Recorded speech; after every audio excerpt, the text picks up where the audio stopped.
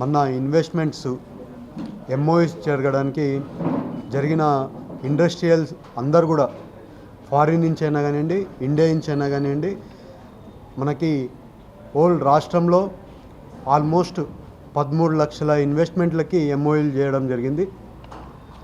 ఇప్పుడు opposition government వాళ్ళు ఎంఓఎల్ చేసుకుంటేనే ఫ్యాక్టరీలు వచ్చేసాయని అంటే ఫస్ట్ మొదలు ఎక్కడో నుంచి ఒక అడుగు మొదలవ్వాలి. కాబట్టి ఎంఓఎస్తోనే మొదలవుతుంది. ఎక్కడికైనా పోవాలంటే, ఎక్కడైనా ఇండస్ట్రీస్ పెట్టాలంటే ఫస్ట్ గవర్నమెంట్తో ఒక ఎంఓయూ చేసుకోవడము ఇండస్ట్రీస్లో అదొక రూల్, అంటే అదొక ఆనవాయితీగా పని జరుగుతుంది. ఎందుకంటే ఎంఓయూ అయిపోయినాకే వాళ్ళు భూమి ఎత్తుక్కోవడం అయినా కానివ్వండి, అలాగే అక్కడి నుంచి పర్మిషన్లు, స్టేట్ గవర్నమెంట్ నుంచి పర్మిషన్లు అయినా కానివ్వండి, సెంట్రల్ గవర్నమెంట్ నుంచి పర్మిషన్లు అన్నీ కూడా ఒక ఎంఓయూతోనే పని స్టార్ట్ అవుతుంది.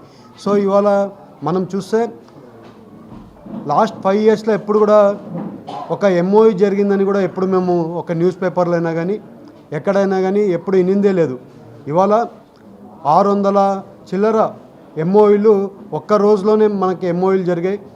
ఆ ఎంఓయూలు కూడా లోకేష్ గారు, సీఎం గారు, అలాగే ఇండస్ట్రియల్ మినిస్టరు అందరు కలిపి ఆ ఎంఓయూలు ఇవ్వడం జరిగింది.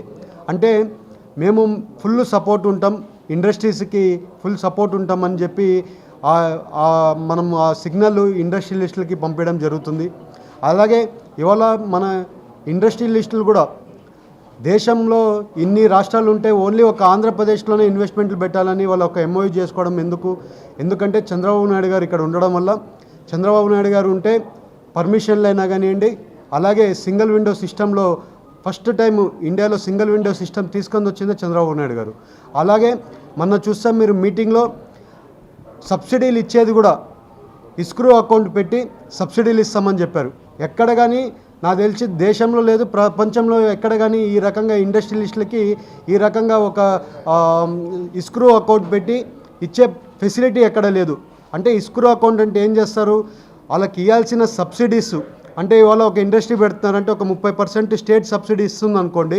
ఆ స్టేట్ సబ్సిడీ ఒక 5 ఏళ్ళలో ఇండస్ట్రీలకి సబ్సిడీ ఇస్తుందంటే ఆ సబ్సిడీని ఇస్క్రూ అకౌంట్లో ముందే అమౌంట్ పెట్టేసి ఉంటారు.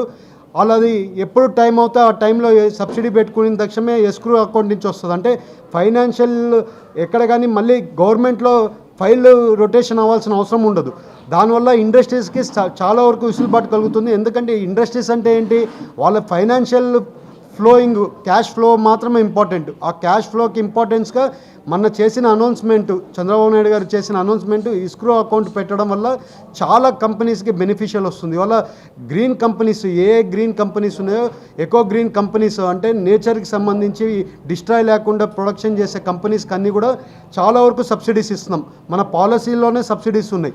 ఆ సబ్సిడీస్కి అన్నీ కూడా అట్రాక్షన్ కోసం మన సీఎం గారు మన అనౌన్స్ చేసిందని చాలా మంచిది. ఇండస్ట్రియలిస్టులు కూడా స్వాగతిస్తున్నారు. ఈ రకంగా ఎక్కడ కానీ దేశంలో, ప్రపంచంలో ఎక్కడ కానీ ఇస్క్రూ అకౌంట్ పెట్టింది లేదు.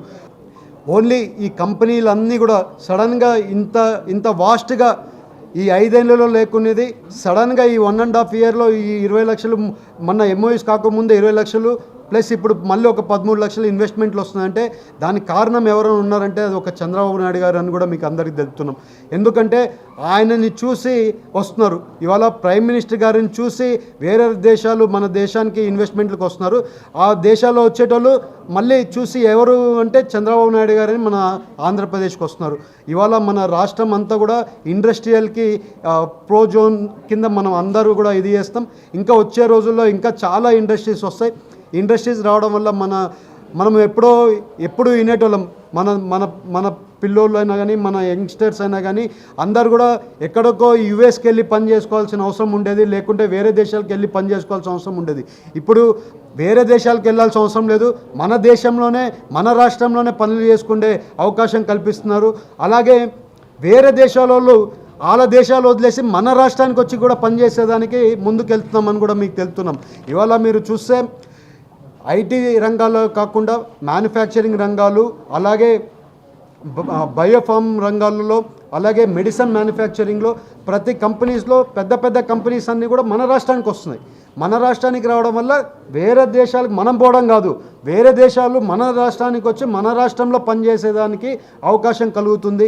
ఇవాళ మనము అమరావతి ఇవాళ కట్టుకుంటున్నాం. అమరావతి ఒక డెవలప్మెంట్ అయితే చాలా వరకు వేరే దేశాలకి మించి మన రాష్ట్రం కూడా చాలా బాగుంటుంది.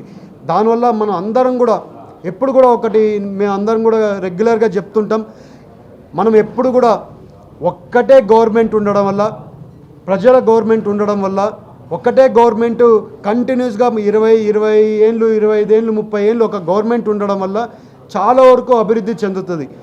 అందుకని ప్రజలకు కూడా కోరేది ఏంటంటే, మనకి సీఎం గారు చంద్రబాబు నాయుడు గారు లాంటి నాయకత్వం, అలాగే లోకేష్ గారు లాంటి నాయకత్వం, అలాగే మన పవన్ కళ్యాణ్ గారు ఉన్నారు, ఆయన కూడా సపోర్టుగా అందరూ కూడా మంచి గవర్నమెంట్ మన రాష్ట్రంలో ఉంది. ఇదే గవర్నమెంట్ని కంటిన్యూస్గా 20-30 ఏళ్ళు ఉండడం వల్ల మన రాష్ట్రం అభివృద్ధి చెందుతుంది. మనం వేరే దేశాలకు వెళ్ళి పని చేసుకోవాల్సిన అవసరం ఉండదు. మన దేశంలోనే మన రాష్ట్రంలోనే పని చేసుకుంటే విసులుబాటు ఉంటుంది. సో మీరు అందరు కూడా ఆలోచించాలి, అందరు కూడా ఎప్పుడు కూడా దీన్ని మనసులో పెట్టుకోవాలి, మైండ్లో పెట్టుకోవాలి. ఒక్కటే గవర్నమెంట్ ఉండడం వల్ల మనకి ఫ్యూచర్ అనేది చాలా బ్రైట్గా ఉంటుందని కూడా మీకు అందరికీ తెలుపుతూ అందరికి కూడా నమస్కారాలు, ధన్యవాదాలు.